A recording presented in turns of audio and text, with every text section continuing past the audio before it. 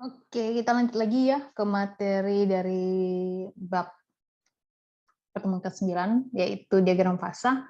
Selanjutnya adalah 10.4 setelah kita membahas tadi tentang fasa. Oke, di sini 10.4 adalah mikrostruktur ya di sini, karena tadi memang ada bahasan struktur mikro itu mau kita kendalikan ya. Mana ya? Ini dia ya. Mana memberikan informasi, sorry, ini dia. Ya, ada beberapa yang kita mau pelajari di sini. Oke, dari sini, karena di situ kita akan memberikan perlakuan mekanik ya di sini, sehingga nanti pasti akan mengganggu struktur mikro itu sendiri. Oke, kalau di paduan logam, struktur mikronya dicirikan dari jumlah fasa yang ada, proporsi K di sini, sama cara mereka didistribusikan, ya, atau diaturlah bahasanya di sini. Lalu ada juga di sini prosedur preparasinya ya, spesimen di sini ya dikatakan ya. Dan fase yang berbeda itu bisa dibedakan berdasarkan penampilannya di sini. Misal di sini ada dua paduan dua fasa atau satu fasa yang mungkin dilihat dari fasenya tampak terang dan fase satunya gelap ya. Kalau misalkan kita melihat di sini ada dua fasa ya, satu terang satu gelap dikatakan. Tapi kalau dia satu fasa itu biasanya atau larutan padat, biasanya teksturnya seragam bisa dikatakan sini. Kecuali batas butirnya ya, itu mungkin terlihat. Kita flashback juga ke gambar atau bab 5 sebelumnya. Kita lanjut di sini. Kita lanjut lagi di sini di keseimbangan fasa 10.5 ini ya. Di keseimbangan ini ada sebuah konsep yang penting karena di sini urusannya dengan termodinamik, energi bebas. Ya. Gibbs ya berarti dikatakan sini untuk melangsungkan sebuah reaksi. Jadi energi bebas ini adalah fungsi dari energi dalam, delta U kita katakan ya. Di sini juga ada hal yang lain, yaitu keacakan atau ketidakteraturan dari atom atau molekul yang kita katakan entropi. Ya. Nah, suatu sistem dalam keseimbangan dikatakan demikian jika energi bebasnya minimum. Makin kecil itu berarti dia makin seimbang kalau dikatakan di sini ya. Dengan merujuk ya atau memperhatikan suhu, tekanan maupun komposisi yang dimiliki suatu paduan atau material. Kalau secara makroskopik ya karakter sistem itu tidak berubah ya secara makroskopik. Makanya di sini ada yang tadi sorry ya, ada yang lain ya. Seiring waktu kadang-kadang material tersebut itu mampu bertahan tanpa batas sehingga dikatakan dengan sistem stabil. Ini secara makroskopiknya.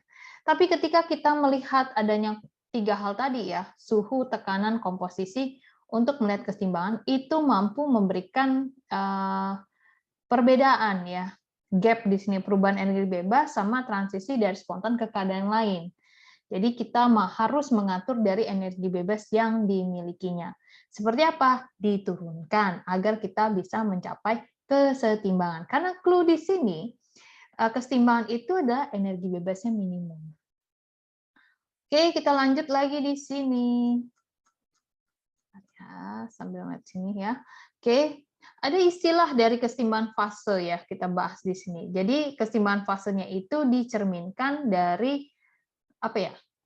Konstan atau kestabilan ya terhadap waktu dalam karakteristik fasa suatu sistem. Ya, jangan sampai kita kasih perilaku mekanik, ya dia tahan, tapi nggak lama dari itu pecah, ya kita katakan. Nah, ada juga di sini dia contoh nih, dia kasih contoh yaitu sirup gula air ya, ditampung di suatu wadah, dia pakai suhu 20 derajat Celcius. Oke, kita balik ke gambar yang atas ini, suhu 20 derajat Celcius ini ya. Oke, di sini. Nah, jika sistem berada di keseimbangan, komposisinya kalau dilihat di sini berarti ini siapa? Si gula ya, 65% dianggapkannya, berarti sisanya adalah air 35%. Ya, kalau kita merujuk dengan gambar seperti ini.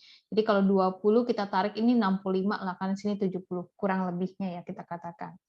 Dan di situ harapan kita komposisi ruangan ini akan tetap konstan seiring dengan waktu. Ya. Kalau dengan suhu 20 derajat Celcius. Nah, kalau misalnya kamu naikkan suhunya lagi, ya beda lagi komposisinya. Oke, nah jika suhu tiba-tiba, nah tadi barusan saya bilang, suhu tiba-tiba dinaikkan, misal naik sampai 100 nih, ya bergeser dong, bisa-bisa sampai 80 nih, si gulanya, 20%-nya adalah air. Jadi di sini sebagian besar gula padatnya masuk ke dalam larutan dalam sirup, ke dalam larutan, ke dalam larutan sirup, sirup gula maksudnya sini ya. Sampai akhirnya konsentrasi sirup itu mampu ditetapkan pada suhu yang lebih tinggi. Misal nih, ada hasil eksperimen di atas 100 lah ya, itu dikatakan dia. Nah, dari contoh dari gula, sirup air gula tadi, ya itu ada prinsip kesetimbangan fase, di mana air pelarutnya adalah cair, gula adalah padat. Nah, kalau kita merujuk nih dengan sistem yang dimiliki metalurgi maupun material, itu kesetimbangan fasenya hanya melibatkan fase padat. Misalkan besi, ya padat. Kuningan, ya padat. Ya posisinya, makanya tadi ada larutan padat dikatakan. Oke. Nah, ada sistem di sini yang tadi ya masih dia bilang ya karena padat tadi ya, maka dia akan melibatkan karakteristik struktur mikronya di sini. Jadi nggak hanya fasenya yang ada, komposisinya, tapi juga ada fase relatif dan pengaturan suhu maupun distribusi spasialnya. Kita balik lagi, untuk melihat kesetimbangan tadi kita harus melibatkan namanya energi bebas minimum dan diagram yang mirip dengan gambar 10.1 di sini. Ya. Nah, di situ dia akan memberikan informasi karakteristik kesetimbangan sistem tertentu dan di sini tidak menunjukkan periode waktu ya untuk tahu dari equilibrium tersebut. Lanjut di situ ya. Nah, ketika kita melibatkan benda padat ya atau larutan padat, berarti kan sistemnya padat nih di sini. Itu kesetimbangan itu nggak pernah sepenuhnya tercapai kesetimbangan ya saat sistemnya padat karena di situ ada laju pendekatan kesetimbangan yang sangat lambat ya karena posisinya di sini padat ya dengan energi Gibbs dan sehingga bisa jadi keadaannya nggak stabil atau metastabil di sini. Dan akhirnya struktur mikronya itu bisa bertahan tanpa batas. Ya, kita lihat dulu dari perilaku mekaniknya ya. Kadang ada benda yang ditempa dengan suhu dan tekanan tertentu, ya tidak berpengaruh ya kita katakan di sini. Nah, seringkali juga struktur metastabilnya punya arti yang lebih praktis dibandingkan struktur equilibrium atau kesetimbangan. Nah, dia contohkan di sini paduan baja sama aluminium yang biasanya mengandalkan kekuatan dari pengembangan struktur mikro, yaitu metastabil selama perlakuan panas yang dirancang. Itu bisa back ke bab 11. Ya, arti kata dia masih mengalami keseimbangan, tapi belum terlihat di situ keseimbangan yang secara penuh dapat tercapai. Nah, sekarang dengan demikian kita melihat tadi ada fase cair padat sama padat, itu kita dapat memahami kesetimbangan bahwa di situ dari kesetimbangan kita tahu keadaan dan struktur kesetimbangan yang penting, kecepatan atau laju pembentukannya, faktor-faktor yang mempengaruhi laju juga harus dipertimbangkan. Nah, bab 10 ini enggak hanya bab 10 tadi aja supporting bab 5, ini juga supporting bab 11.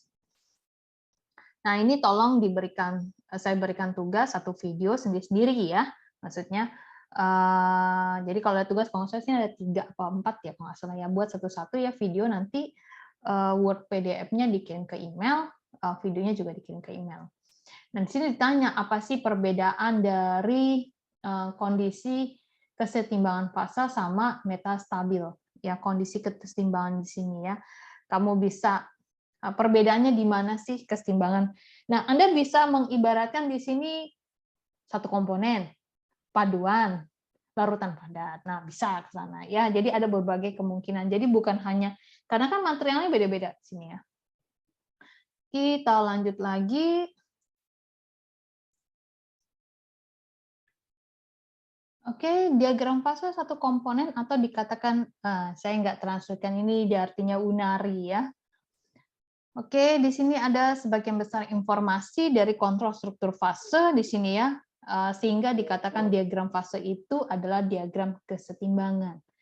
Karena biasanya kalau di teknik kimia, diagram fase itu ya 3, ya, yaitu pada cair gas, itu yang saya tahu. Tapi nggak tahu kenapa di sini disebutkan diagram kesetimbangan. Nah, yang dimaksud diagram kesetimbangan itu daerah ini nih sebenarnya.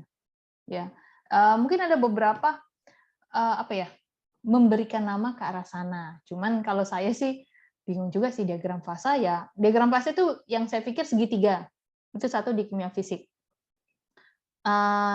Yang kedua ya ini diagram ini aja yang saya tahu. Ya mungkin ada istilah yang lain lah ya. Oke. Nah, ini ada gambar dari 10 titik berapa nih? 10.2 di sini ya. Oke, saya coba ke sini ke bawah. Oke, kita curi-curi gambar di sini. Oke, dari 10.2 ini dia adalah diagram fase suhu dan tekanan untuk air. Di mana di sini ada 3 garis, 1, 2, 3 sama putus-putus. Daerah sini adalah padatan atau es kalau air. Di sini adalah daerah cair, tapi ada ada garis putus-putus untuk nabrakin yang daerah sini ya nanti sama yang sini. Nah, terus di bawahnya adalah sistem uap. Ya, kalau di sini sistemnya kita bilang uap air.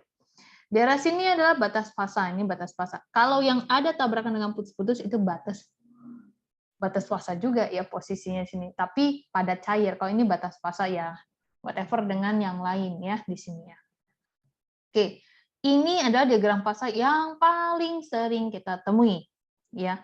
Dan di sini komposisinya kita pertahankan secara konstan. Biasanya kayak gini adalah satu ATM. Ya, satu ATM di sini posisinya. Dan biasanya dibilang diagram suhu atau diagram tekanan suhu. Tekanan suhu itu maksudnya tekanan yang di Y, sini suhu. Kalau sebut diagram suhu tekanan, maka nanti yang Y-nya adalah suhu. Iya. Jadi jangan dibalik. Oke, di sini dia katakan di sini yang vertikalnya adalah tekanan, absisnya atau daerah sumbu X-nya adalah suhu di sini ya. Dan di sini terlihat seperti logaritmik, bukan linear ya. Dan di sini kita lanjut ilustrasi dari 10.2 di sini terlihat ada 3 fase yang berbeda yaitu padat, cair, dan uap. Ya bisa dilihat di sini pada cair dan uap. Nah, masing-masing fase itu berada di bawah garis keseimbangan. Ini nih, di bawah garisnya keseimbangan ya. Nah, di situ kamu bisa lihat ada AO, BO, dan CO. Itu adalah batas fasa. Dan di situ ada dikatakan 2 fasa yang berada keseimbangan, yaitu keseimbangan padat kok padat uap sih? Oh ya, padat di AO, di AO ya, benar, padat uap ya di sini ya, karena daerahnya ketemunya sini sama sini aja kalau AO. Oke, di sini terus ketemu dengan BO. BO berarti padat sama cair. Ketika kita ngomong CO berarti cair sama uap. Ya. Terus kalau kamu melintasi di sini suhu ataupun tekanannya diubah, posisinya di sini, maka fasenya jadi berubah. Di situ tadi udah saya katakan, ini kondisinya adalah 1 atmosfer ya. Jadi kalau kamu geser di situ padatnya jadi cair, berarti terjadi pelelehan ya. Dan situ ada perpotongan garis horizontal dengan putus-putus. Ini dikatakan batas pada cair. Ya, di sini posisinya suhunya 0 derajat Celcius. Nah, ada juga yang sebaliknya. Dari cair jadi padat atau solidifikasi pada suhu dari 0 ya kurang di bawahnya 0 lah kita katakan. Nah, di sini juga ada fase yang titik 3 di sini, titik 3 yang ini ya. Itu adalah batas cair sama uap daerah sini ya. Lalu juga ada lagi fase enggak ada, ini 2 3 sudah dibahas ya. Di sini juga yang es padat menyublim atau menguap di daerah AO. Disesuaikan ya maksudnya kebutuhan yang mana. Nah, dari gambar 10.2 tadi ya, ada ketiga fasa itu berpotongan yaitu di sini di titik O ini. Ya. Dan kita tahu di situ ada 0 derajat Celcius, tekanannya 6,04 kali 10⁻³ ATM. Biasanya kalau satu ATM tuh 25-30 suhu ruangan maksudnya ya. Dan hampir mendekati apa ya? Sorry nggak ke arah sana ya. Suhunya 0 derajat Celcius dengan tekanan sebesar ini. Nah ya, saya takutnya salah. Oh, nggak salah ya. 0,006 ya. Ya karena semakin suhunya turun itu sebenarnya tekanannya ya di bawah 1, kesannya di arah sana. Oke, jadi di sini kamu bisa lihat dong fasanya padat, cair, dan uap. Posisinya bisa berada dalam keseimbangan atau dalam satu titik atau satu fase yang kita katakan, yang di O ini. Nah, 3 fase yang berada dalam keseimbangan itu disebut titik rangkap 3. Kadang-kadang disebut titik invarian. Beda-beda deh setiap orang yang menyebutnya. Ya. Nah, setiap penyimpangan dari titik ini itu karena perbedaan suhu, tekanan, sehingga mengakibatkan salah satu fasenya menghilang. Oke, dengan melihat diagram fase, tekanan dan suhu tadi, sejumlah zat bisa ditentukan secara eksperimental. Ya, dengan melihat kalau kamu berada di sini yang terjadi apa? Ya, fasenya di mana? Ya. Jadi bisa juga kamu berada di satu titik fase, padahal kamu ada 3 fase di sini dari sebuah material. Oke, kita selanjutnya adalah bahas diagram fase yang biner. Ya, biasanya diagram fase yang biner ini umum karena di situ melibatkan suhu komposisi atau suhu tekanan, ya macam-macam ya variabelnya apa yang mau kita kombinasikan di sini, tapi biner. Ya. Nah, di sini kita akan membahas paduan biner yang mengandung 2 komponen. Sorry, yang dimaksud diagram fasa, tapi binernya itu komponen. Sorry ya, binernya komponen. Berarti kalau komponennya biner, berarti 2 komponen. Sorry ya. Nah, ada juga yang lebih dari 2 komponen. Ini jadi kompleks. Ya, kayaknya bukan kita yang bahas lagi nih, tapi harus anak insinyur dari metalurgi dan material ya kita katakan. Nah, ketika itu dia 3 komponen dan kawan-kawan, jadi prinsip-prinsip dan yang mengatur interpretasinya kita pakai sih paduan biner, tapi sebagiannya nanti ada paduan yang lebih dari 2 komponen, sorry. Nah, diagram fase biner itu adalah sebuah roadmap ya, sebuah peta jalan yang mewakili hubungan suhu sama komposisi. Ya, kalau dikatakan biner yang di sini hanya suhu komposisi dan jumlah fase pada keseimbangan. Masih membahas tentang struktur mikro paduannya. Ya, karena kan di sini maunya biner paduan, ya. Jadi, secara mikroskopik di sininya itu dia akan berkembang dari transformasi fase, ada perubahan yang terjadi kalau suhunya berubah, bisa pendinginan, bisa juga pemanasan. Nah, hal yang lain, kan fasenya jadi berpindah-pindah nih dari fase padat, cair, dan kawan-kawan, bahkan bisa hilangnya fasa. Nah, diagram fase biner ini akan membantu dalam kita memprediksi transformasi fase dan struktur mikro yang dihasilkan. Karena kita pengen nih dia nyampe karakteristik dia berada di keseimbangan. Atau juga akhirnya enggak dalam keseimbangan. Oke, di poin 10.7 ini belajar mandiri ya. Oke, ini juga nanti kita flashback ke sini setelah kita balik dulu ke halaman bawah. Ini juga ke interpretasi diagram fase. Kita off dulu videonya, nanti kita lanjut lagi ya. Terima kasih.